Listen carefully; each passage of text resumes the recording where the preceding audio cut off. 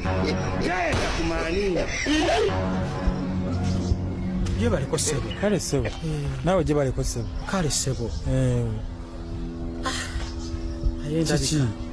Bisobedde. Buzibu ki? Ekkuba erifuluma Uganda omanyi weriri. Okay. Ng'ofuluma oddawa. Ngenda bweru. Njagala genda bweru. Nnaku zino mpulira abantu bafuluma. Bafulumye. Buli omu kati mpulira afuluma ng'agenze bweru. Naye okuva ku makya ntambudde. Noonya ekkubo limbuze. Noonya wempitira nfulume ngende nange naye maama. Biganye.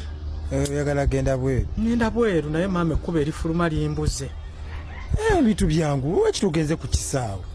Nagenzeeyo dda. Neyasoose bwatu bwe yaŋŋambye mbugenda ku kisaawe era ne ŋŋenda ku kisaawe.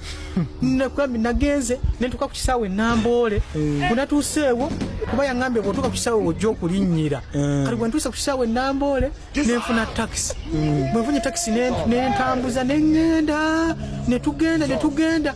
Kati bwe tutuuseeyo kondakita ne mugamba nze nno ŋŋenda kumfuluma ŋŋenda bweru. Naŋŋamba tekirina buzibu fuluma. Ne nfuluma. Kati nga mmanyi oba ntuuse.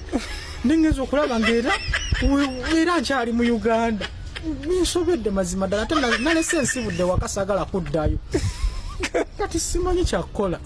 Kale mmanyi ngenda kukuyamba. Kakati ogenda kudda ewali nga wobadde ova. Okkirire. Emabega g'ennyumba egy'ova. Kati okkirire. Bw'okkirira ojja laba akakuba akatono. Ojja yita ku muti gw'omupeera, omuti gw'omusambya, waliwo n'omupaapaali. Okkiririre ddala. Oyise ne ku kizzi.